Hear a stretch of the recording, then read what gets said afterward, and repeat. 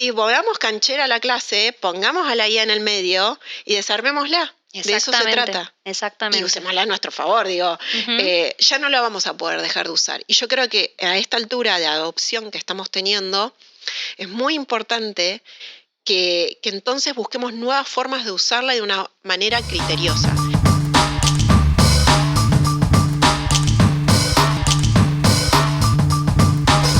Hola, bienvenidos a Modo Active, el podcast de Active Learning donde hablamos de educación, familias y crianza. Hoy vamos a hablar de inteligencia artificial. En el podcast anterior hicimos un primer inicio, una introducción sobre esta temática, pero hoy vamos a ir más a fondo, vamos a hacer un doble clic y vamos a pensar en la inteligencia artificial, el rol docente, el rol de las familias, ¿sí? Va a ser un podcast muy interesante. Así que sin más, empezamos. Mi nombre es Alejandra Batrano, yo soy referente pedagógica de Active Learning y acompaño a las escuelas en este desafío de llevar educación de calidad, innovadora, con todo lo que supone el contexto en el que estamos viviendo. Hoy me encuentro acompañada de grandes referentes, así que sin más, pasamos a compartir también con quienes hoy nos acompañan. ¿Qué tal? Mi nombre es Joaquín Alba, soy referente del área de las matemáticas en la red de colegios Active Learning y también me interesa y me especializo en todo lo que es inteligencia artificial con mucha curiosidad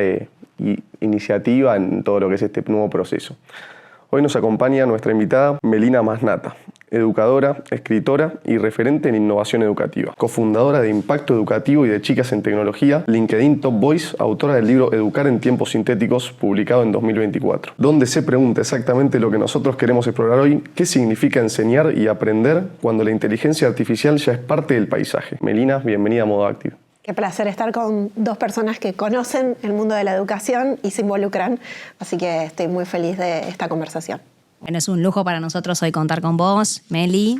Y bueno, te contamos, Meli, nosotros tenemos este podcast rodando con algunos momentos, ¿sí? Y para empezar vamos a hablar de la primera sección, ¿sí? Que nos trae una pregunta que es: ¿qué significa saber en tiempos de inteligencia artificial? No es una pregunta simple, Meli, ¿qué opinás?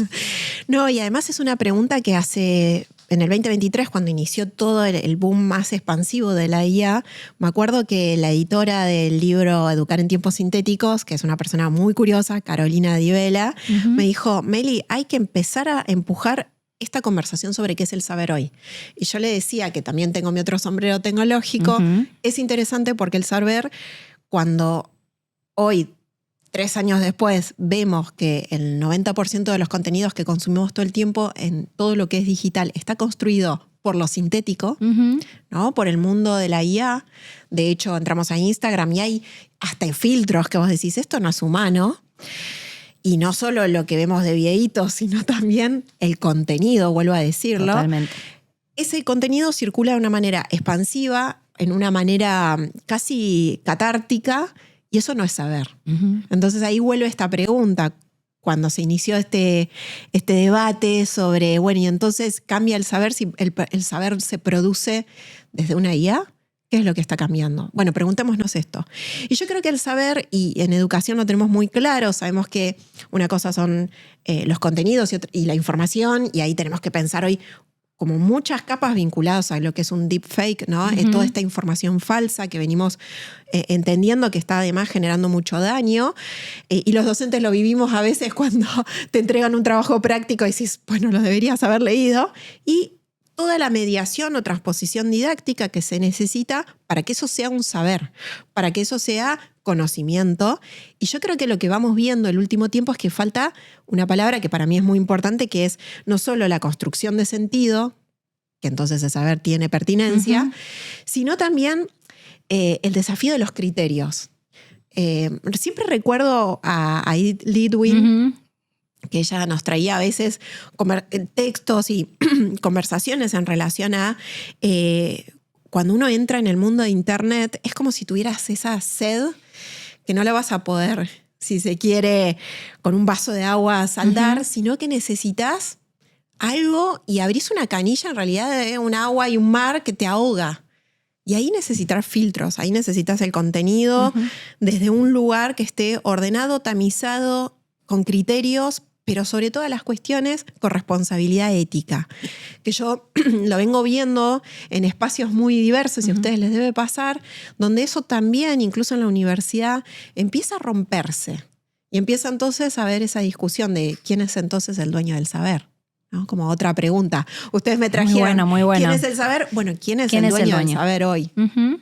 Me parece súper interesante esto que traes, Meli. Nosotros trabajamos mucho en Active Learning en esta diferenciación entre contenido y conocimiento, pero lo hacemos corriendo detrás de una pelota, que es la pelota que va pateando el docente de tengo que enseñar todos estos contenidos, ¿no?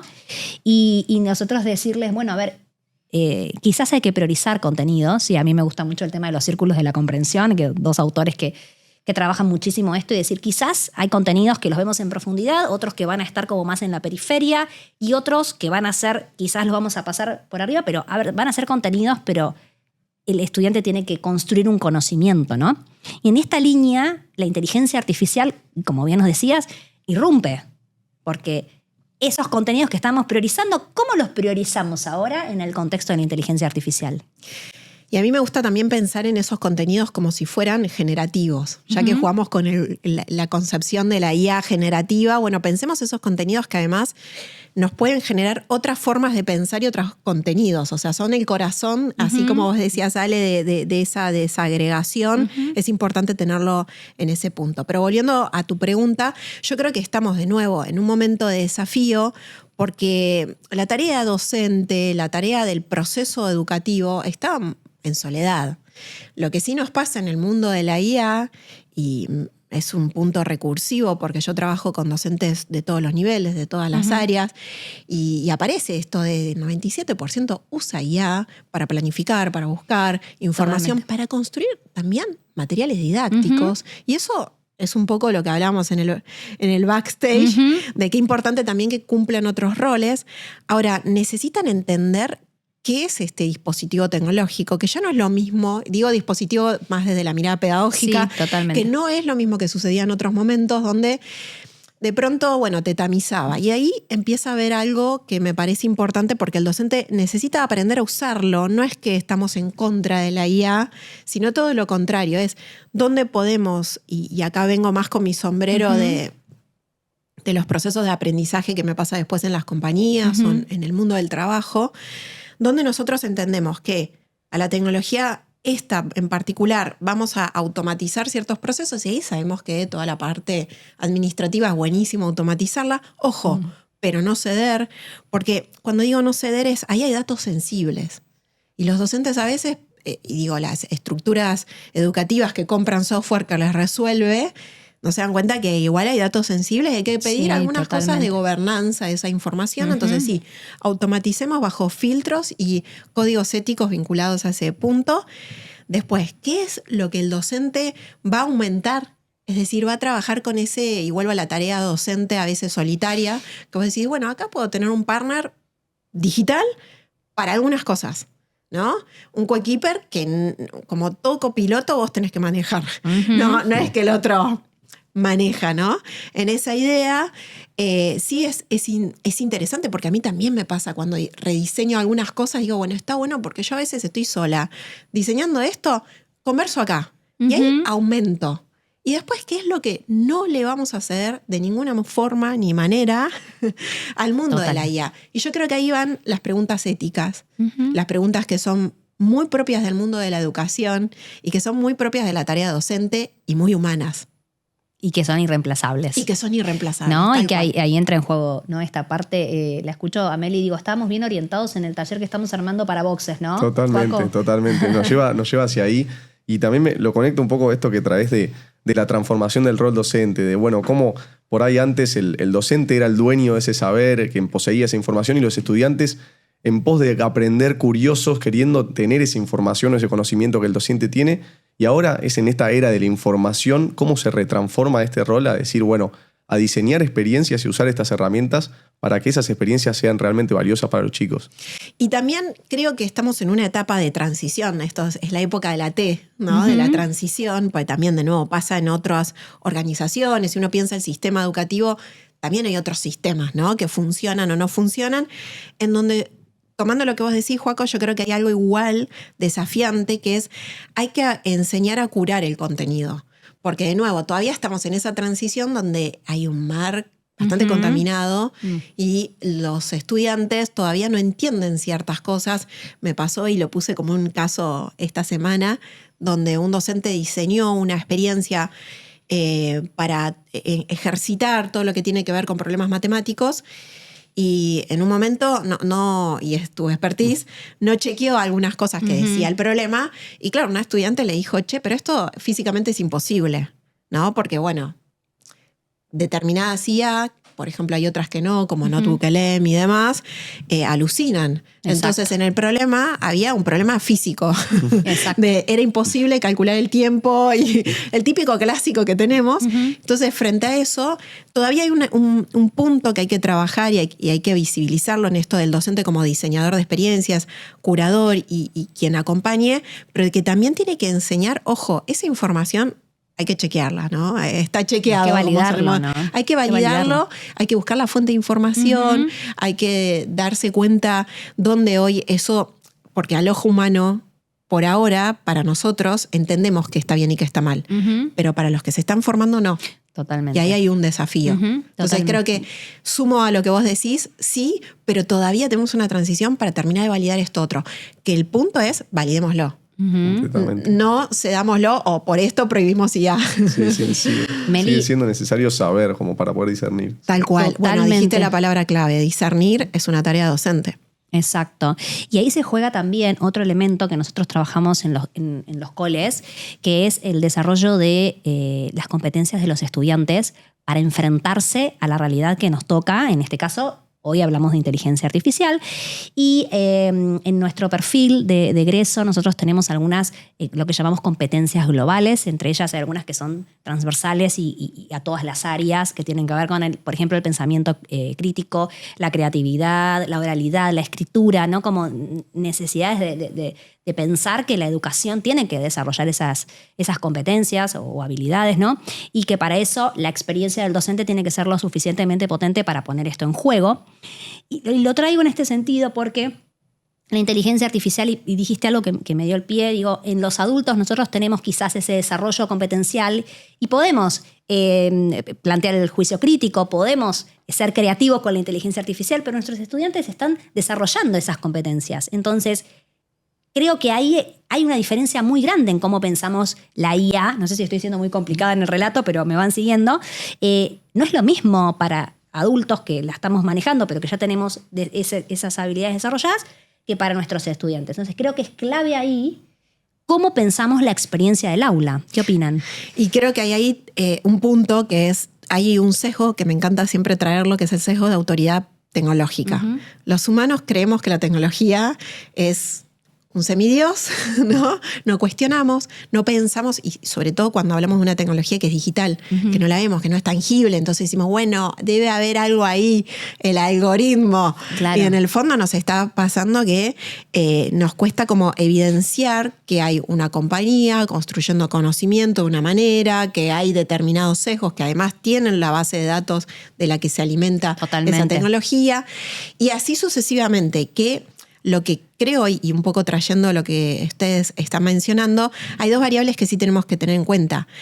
Y yo siempre digo, y en Educar en Tiempos Sintéticos lo traigo un montón, que es, hoy la pantalla es la gran educadora porque nos enseña formas de entender la experiencia de vida. Y después el saber y todo esto, ¿no? De validarlo, ¿no? Entonces, frente a algo que está diseñado con diseño adictivo, digámoslo, vos después estás frente al aula en 360 con un montón de experiencias en un tiempo y espacio determinado, todo te parece aburrido. Pero también nos pasa a los docentes en esa construcción de esas competencias que nosotros también dejamos de ver ese ejercicio, pero no es por nuestra culpa. Es porque la tecnología es muy buena como fue diseñada. Y eso, yo traigo un concepto que es la IA explicable, que es los humanos deberíamos empezar a pedirlo. ¿Vieron cuando nosotros teníamos esto que antes lo veíamos en los cigarrillos, ¿no? Como, explícame qué es esto, cuál es el daño, dónde está. Bueno, los diseños adictivos tienen este desafío que te tienen que explicar que cierta información es falsa porque en realidad al humano, se sabe, nos encanta. Claro. ¿No? Nos encanta el hate, nos encantan ciertas cosas que vamos a caer ahí. Entonces, frente a un docente con criterios, pero un docente cansado, un docente estresado. Argentina, vos le preguntás a cualquier amigo cómo está, todo el mundo te dice cansado. Sí, como un burnout alto, tus barreras de entender qué es lo que estás consumiendo y de qué manera son bajas. Entonces, acá tenemos que ejercitar bien esto. Y en nuestros estudiantes, que como bien decían ustedes, la experiencia o la cantidad de horas que le dedican a entrenar su forma de entender las competencias, es ese espacio, no es el nuestro, digo el nuestro como en el del aula, donde nosotros tenemos otros puntos, que me parece vital. Y también voy a traerles algo que yo lo veo de nuevo en la formación para el empleo o en la formación ya de lo que decimos en el mundo corporativo, el upskilling o reskilling, que un poco es como nosotros estas habilidades que traías vos, Joaco, del rol docente, ahora cómo se configuran. Siempre están las habilidades y las competencias. Y las competencias tienen la particularidad de tener un punto que es el contexto. Yo tengo que entender en qué contexto aplico esta habilidad.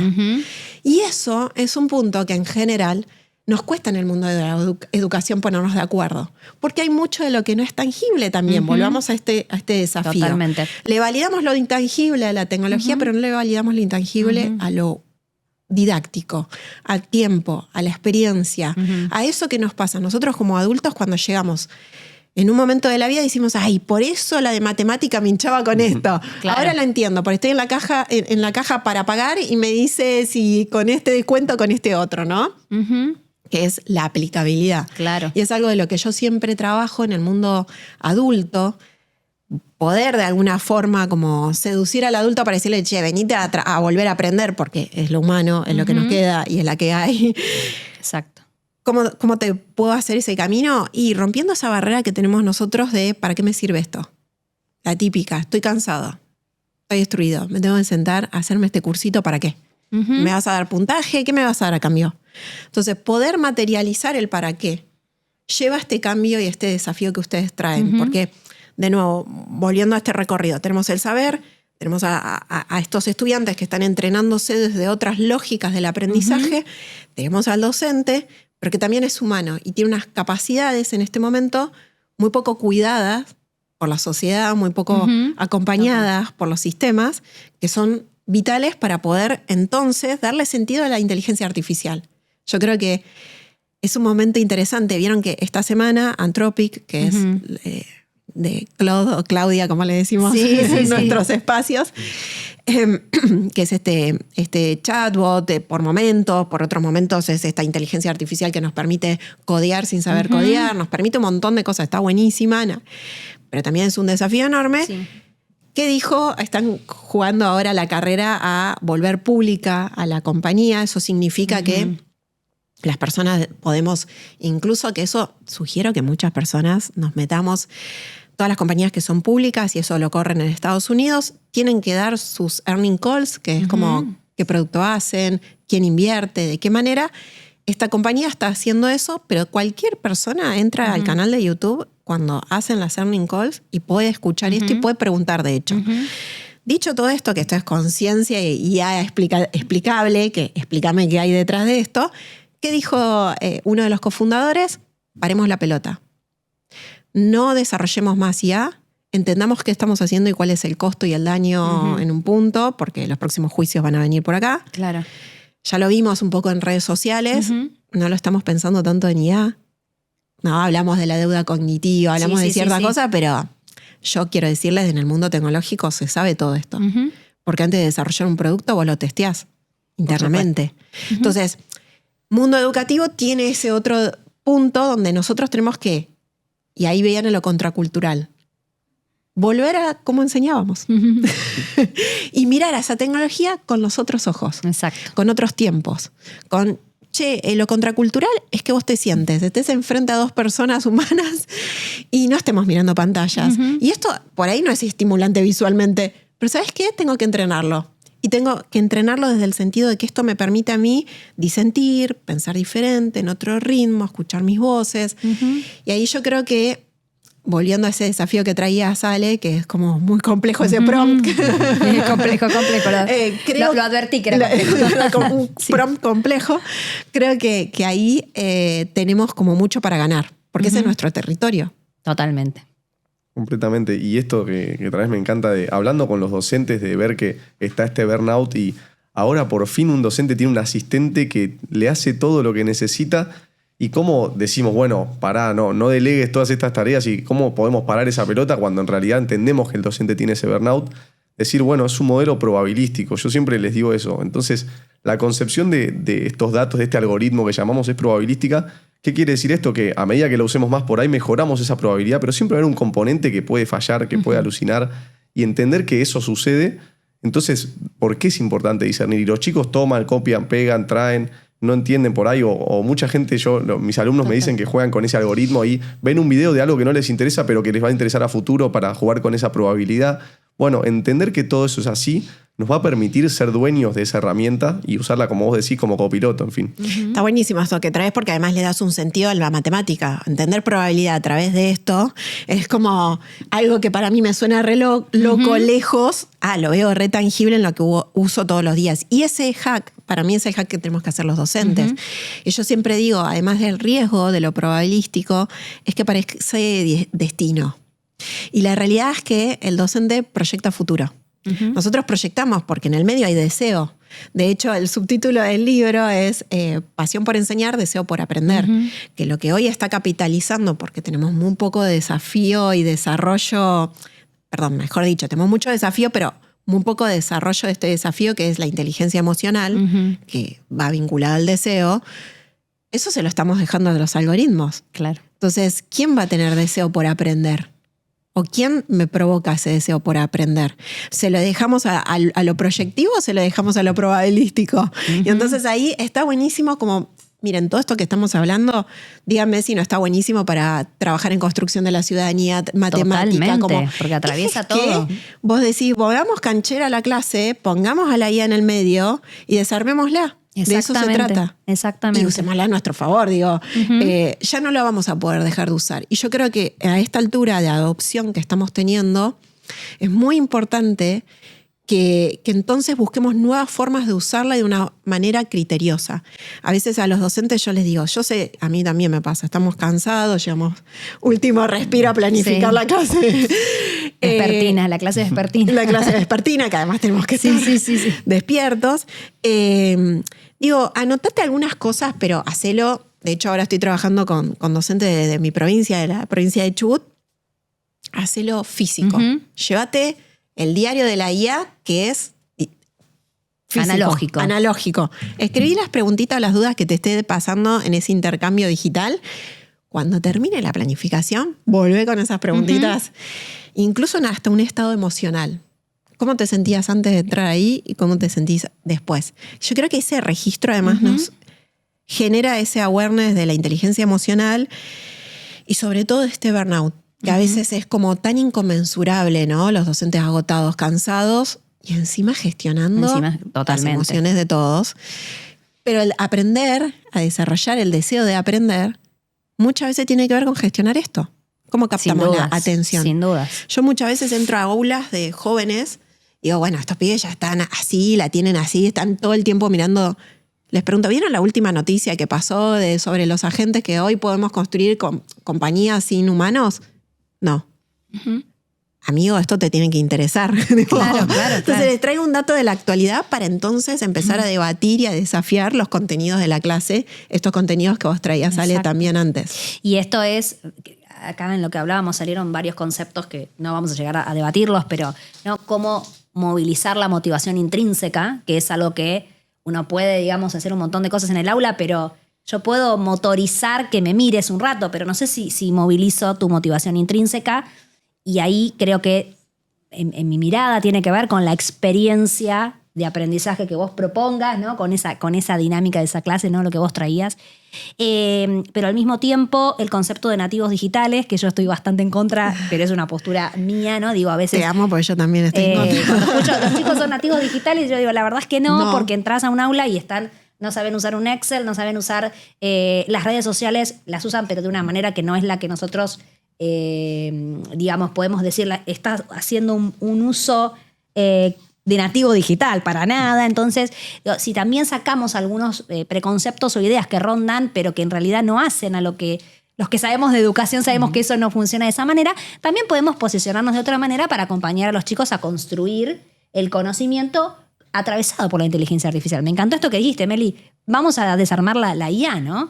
Y que la IA además tiene conceptos re interesantes para desarmar. Digo, vos trajiste uno, pero ese es uno de un montón. Es como cómo interactuamos. ¿Qué pasa con lo invisible? ¿De qué datos se alimenta? Me acuerdo que el año pasado una docente en Córdoba me dice, ay, yo estoy re contenta porque le empecé a decir a mis estudiantes que le pregunten, por ejemplo, cuál fue el primer libro de Argentina. Y obvio, había alucinado, había hecho todo un movimiento de Renacimiento y los libros del Renacimiento de la Argentina, cuando Argentina en el Renacimiento no se entendía como Argentina. Claro. Entonces, esa es la parte fácil porque uno genera eso. Pero ¿qué pasa? Que los estudiantes generan un poquito de indignación. Y eso a mí me gusta. Porque hay algo de esa indignación que es como... los motoriza, los mueve. Y que tenemos juventudes por lo menos muy...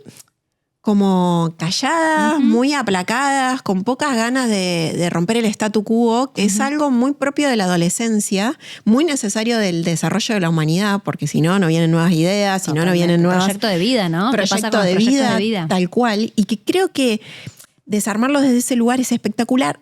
Trabajar la IA en serio, te duele la cabeza.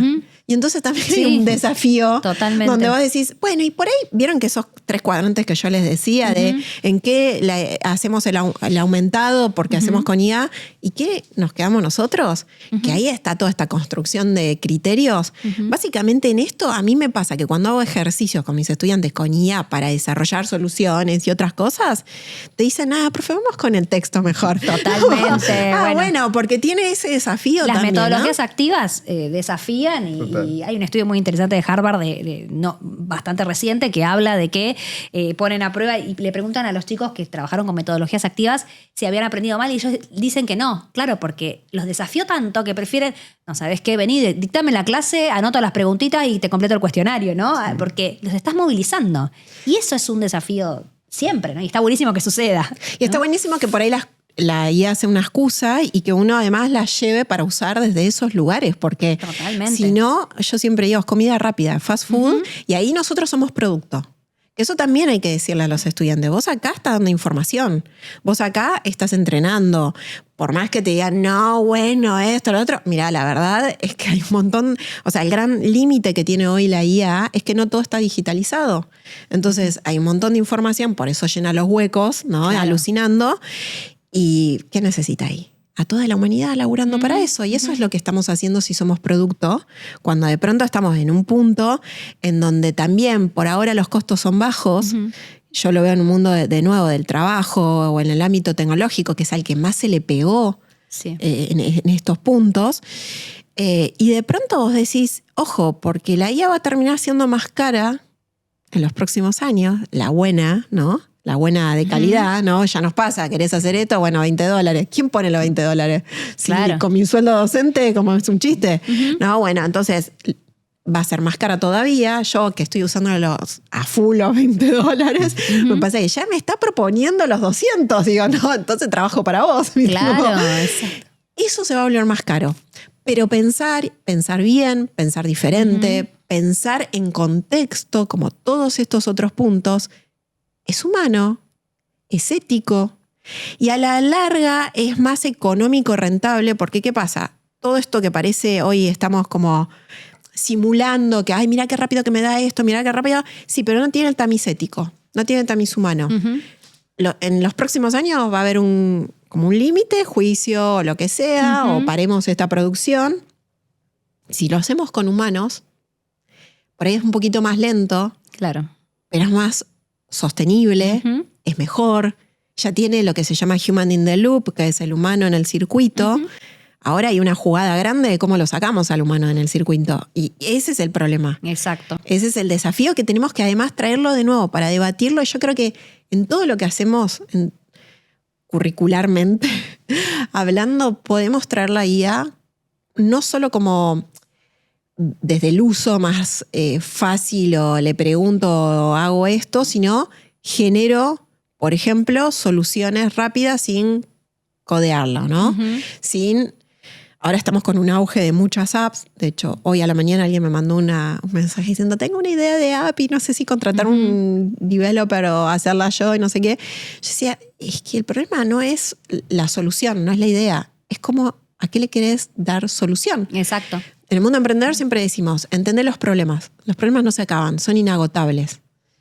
Las ideas hoy son lo más fáciles de alguna manera, como sacar, hacer en escala.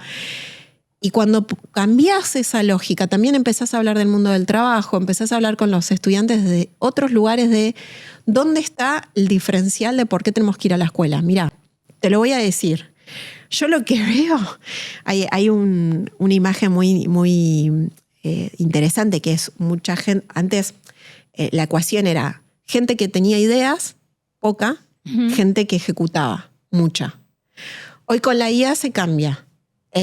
Todos podemos ejecutar, pero los que tienen ideas deberían ser más para que entonces se revierta y tenga sentido lo que estamos haciendo. Esa lógica es el por qué tenemos que ir a la escuela. ¿Por qué tenemos que seguir aprendiendo? Porque las ideas no son ejecución solamente. Precisan de otro tipo de incomodidades como las que acabas de traer, que es las metodologías activas. Y también, bueno, en el mundo de la tecnología tenemos toda la parte de la agilidad y un montón de otras estrategias, pero que si uno lo mira, y acá me saco y me pongo el otro sombrero educativo, esto lo sabíamos y esto lo venimos haciendo hace bocha nosotros en el aula. Totalmente. No es nuevo.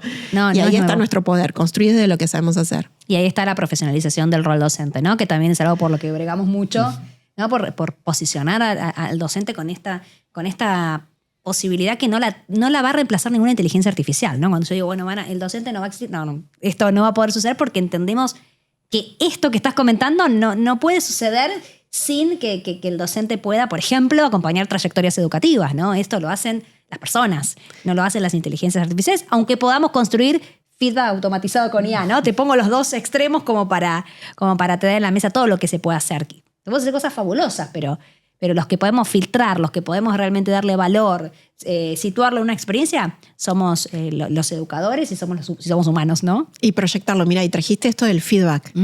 En el mundo, de nuevo, el corporativo, hay muchas soluciones, muchas personas se quejan porque sus jefes no le dan feedback, ¿no? Entonces empezaron a ver soluciones de feedback continuo y constante, hechos con IA, y es una IA la que te conversa, ¿no? En esa devolución.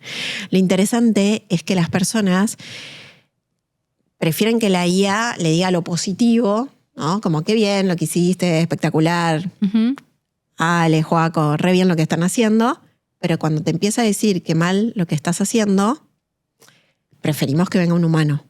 Y eso es interesante porque entonces, primero porque está volviendo a este sesgo de la autoridad tecnológica, de pronto el temor es, una tecnología no solo me está mejorando, sino controlando. Claro. Y me está diciendo que está mal. Y ahí viene de nuevo este rol docente que es el que tiene que mediar, liderar conversaciones difíciles. Los docentes, cuando vemos el potencial en alguien y vemos que hay una oportunidad de mejora en un proceso de aprendizaje, sabemos muy bien llevarlo en un camino. Y si no, bueno, pensemos las veces que hubo docentes que no nos llevaron bien en ese camino y nos traumaron. Y eso después se lleva al mundo del trabajo, cuando yo tengo que desaprender toda esa cultura, ¿no? Y en ese recorrido vos decís, pucha, ahí hay otra cosa que también los docentes podemos aportar valor, que es este feedback continuo, constante, pero con foco en un aprendizaje y con foco en la frustración, con foco en el error, ¿no? Como revertir ese camino que a veces teníamos como no, el error. Yo hoy voy a escuelas y todo el mundo te dice no, porque del error se aprende, obvio, sí. Pero no está después. Pero no está, obvio. A veces son frases lindas nada más. Sí. ¿no? Entonces, en general. En general. Entonces hay que hacer ese doble clic. Joaco, nosotros tenemos, porque nuestra comunidad es bastante inquieta, entonces tenemos algunas preguntas que nos traen desde nuestros colegios y que nos parece que podemos traerte. Algunas ya se fueron revisando y conversando, ¿no? ¿Querés que les compartamos una, Meli? Sí, perfecto. Bueno, en este bloque un poco de eso, traemos esas voces de las familias, los docentes, y el primer testimonio, primera pregunta que surgió fue esto de: uso ChatGPT para preparar mis clases, pero me siento culpable. Siento como que estuviera haciendo trampa. Es como una síntesis. ¿Yo estoy haciendo esto o en realidad no es mío? ¿Cómo le aconsejamos o acompañamos a esos docentes y ese testimonio? Está buenísimo ese Joaco, y a quien se haya animado a decirlo, porque nos pasa a todos. También trajo en la mesa algo que nos pasa en algún punto. Hay investigaciones que hablan sobre esta sensación o percepción de la culpa que nos da. Pero también traigo como la tranquilidad de lo que está pasando en ese proceso. Es vos estás solicitando, vos estás acompañando, y en realidad es esto de lo probabilístico y de, para mí, lo que nos pasa a los docentes, vuelvo a la tarea solitaria, ¿no? Hay un punto de la soledad y hay un punto de, tengo algo que no es humano, con el que la pareja pedagógica digital, que por ahí además sí es psicofante en esta etapa, que es decir, que te dice, qué espectacular tu pregunta, y no te desafía che, me parece que esto la estás pifiando. Yo lo que traigo a veces es cómo aprendemos a promptearla mejor para que entonces no nos dé esa culpa, porque hubo un proceso de prompting, y el prompting es planificación docente. Yo siempre digo, el docente es un prompteador serial. Total. Solo que no lo sabe. Exacto, que se llama así, que es cuando vos planificás una clase. Entonces, hacer un buen pedido a la IA, en realidad necesita de contexto, conocimiento, expertise. Ahí después lo que tenés es un ordenamiento de tu propio pedido. Lo que pasa es que como eso está en una dinámica, y vuelvo a entender cómo se diseña esta tecnología, entender que una cosa es incluso hasta el diseño de la interfaz que me devuelve, la rapidez con la que me lo devuelve, no significa que yo estoy ahí cediendo algo. De hecho, a esa persona le diría, mirá, lo interesante es que simula o emula, o nosotros creemos por el sesgo de autoridad tecnológica, que es más inteligente o genera esto, y entonces yo no estoy en el loop del proceso. Lo que pasa es que está diseñado para eso no es real, no es consistente. Por otro lado, propiedad intelectual. El primer prompt, el segundo, pues siempre uno le pide otra cosita. Claro. El tercero, y con el que te quedas, ¿de quién es? ¿Tuyo o de la compañía que diseñó ese chatbot con el que estás conversando? Claro. Que ese es otro de los debates que los docentes, antes Alex traías lo de el docente como productor de conocimiento en el backstage. Sí. Me parece que ahí tenemos que parar la pelota y decir, para, yo estoy construyendo conocimiento y esto es mío. ¿Dónde está esa propiedad intelectual? Por eso yo una de las cosas que les enseño es, cuando te creas el usuario en cualquier chatbot de estos hermoso divino, decí que no querés entrenarlo, decí que esto es tuyo. Ahí en las configuraciones, oportunidades para poder hacerlo. Estate atento a las normas y condiciones que cambian todo el tiempo. Porque ese es tu valor. No es, de nuevo, es como te diría hasta anecdótico. Porque yo también, hace unos años, uno podría decir, acuérdense, estaban las revistas Maestra Jardinera y demás. Sí. Eso ya existía. Sí, total. Por ahí no estaba digital, pero la planificación de la clase, la propuesta didáctica estaba en el kiosco. En el kiosco, tal cual. Y eso es un punto, o se heredaba, o había, pasame que tu clase, no sé, ya me pasaba mucho que nosotras también en toda la parte de la licenciatura y demás, pasame que esto está buenísimo para hacer la práctica. Eso está, estuvo siempre. Ahora no es nuestro. Y hace rápido, hablan un idioma raro, me dice lo que quiero escuchar. No la estoy pensando, pero hagamos un poquito de este juicio crítico de ver el origen de las cosas, ¿no? Que vos traías antes. Totalmente. Meli, en Modo Active siempre cerramos con una misma pregunta, ¿no? Pensando en el impacto que tiene nuestro paso por la escuela. Te hablaríamos de algo que también trabajamos mucho, que es mi yo estudiante, mi yo docente, cómo se pone en juego. Uy, ¿no? Qué hermoso. Pero no vamos a llegar hoy. Pero queremos hacerte esta pregunta de, ¿recordás algún momento o una clase, una materia, un docente que haya dejado una huella en tu vida? Por suerte tuve muchísimos creo que por eso estoy acá y me dedico a educación. O sea, si bien estoy en el mundo también de los negocios, de la tecnología y demás, mi corazón es la educación, hice ciencia de la educación. Me dediqué a desarmar un poco este punto que lo discutíamos antes. No todas las personas deberían estar hablando de esto así porque sí, porque se estudia, se investiga. Hice una maestría después en tecnología educativa. Estoy con un doctorado en innovación. Y todo eso lo traigo porque fui teniendo docentes que me fueron diciendo, che, esto vale la pena, o fíjate por acá. Y yo veía la diferencia. Pero una imagen que me trae, hablo siempre de una de tercero, hoy voy a hablar de primer año de secundario, un profesor de biología. Yo hice primer año en Rawson, en Chubut, y en una escuela pública, y me acuerdo que estaba explicando, allá hay un tipo de vegetación, lo traigo porque es una vegetación que es la famosa mata que lo vemos en la película del Far West, ¿viste? Que roda. Bueno, él estaba explicando cómo eso hace un efecto con el viento y demás. Y yo en un momento hice un clic que decía, Chaldine, se llamaba el profe de biología, decía, esto es como, nadie, o sea, per se le encantaría estudiar esto. Pero él lo estaba enseñando de una manera tan apasionante que yo quería saber por qué a él estaba apasionando algo que para todos era obvio, que te diría que era bastante... Y yo estaba como intrigada por su pasión de cómo nos lo estaba explicando, hacía el gráfico, venía, volvía y explicaba que eso tenía que ver con la desertificación y entonces, y no sé qué. Yo decía... Esto es o sea, en un punto jamás me sería sexy estudiar esto. ¿Qué le pasa a Chaldine que está explicándolo con esta pasión? Y que me terminaba enamorando querer entender eso. Entonces, ese profe, por ejemplo, biología, de nuevo vuelvo que vos lo sabés por matemática, no son las materias más amadas Nos pasaba que estábamos todos esperando tener esa materia y él que venía y nos traía estos temas que, de nuevo, parecían lejos, pero él era el humano que en su pasión nos contagiaba a todos, pero además hacía algo muy interesante que era preguntas, ¿no? O sea, nos traía algo que veíamos todos los días, que era mata volando. Claro. Nos traía cosas muy contextuales para hablar de la desertificación, o sea, mucho más profundo. Así que si Chaldine está ahí, besitos a Chaldine, es un gran trabajo, pero besitos a todos los profes que tuve y docentes de primaria, de secundaria, de universidad, que de alguna manera hay algo que sí ceden, que es confiar. Confían en la mirada, sostienen la pregunta, te desafían a ir un poquitito más, no te predestinan, te proyectan y es más, te dan algo de, che, yo sé que vos podés un poquito más, como vení para este lado.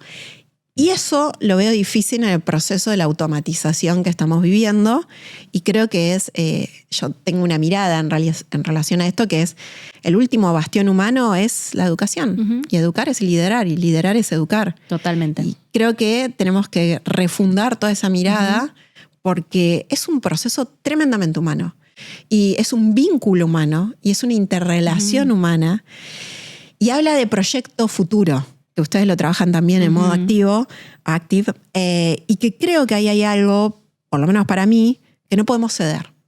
Que nos va a seducir ceder, porque es difícil, es doloroso, es frustrante, y eso frente al burnout, al agotamiento, no sé qué, sí te lo entrego. Totalmente. Ojo, no entreguemos esto. Sabemos hacerlo, somos educadores.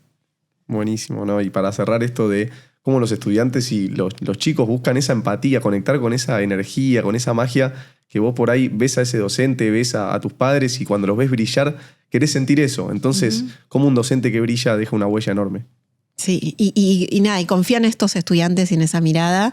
Y también piensa qué va a llevar, porque de nuevo éramos un grupo, escuela pública, primer año, éramos todos viendo a ver cómo podíamos hackear el sistema. Pero Chaldine tenía esa mirada sobre, hoy los voy a desafiar y les voy a decir, ustedes siempre que están mirando esta mata volando, les traigo el contenido que quería enseñarles. Estamos todos, y vos decís, en un momento yo hice, pará, ¿qué estoy aprendiendo acá?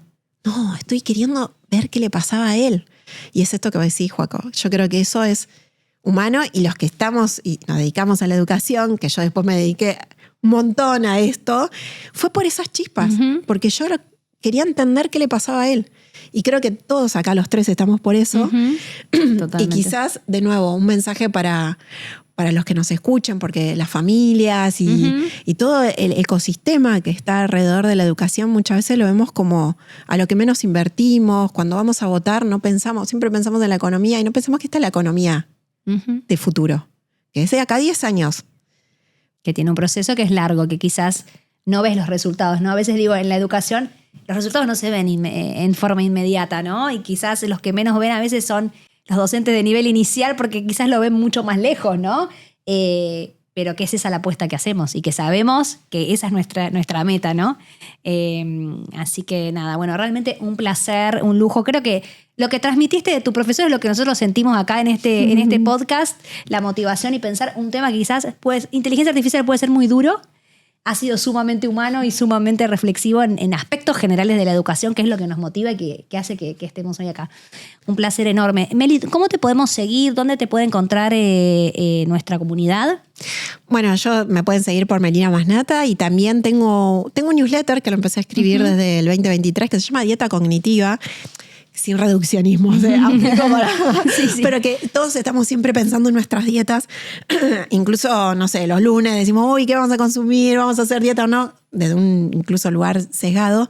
Porque yo creo que la dieta cognitiva hoy es también el punto de desafío. Hablo mucho de aprendizaje, hablo mucho de cómo también, sí, lo que tiene interesante hoy todo lo digital es que nos permite aprender algo de diferentes maneras.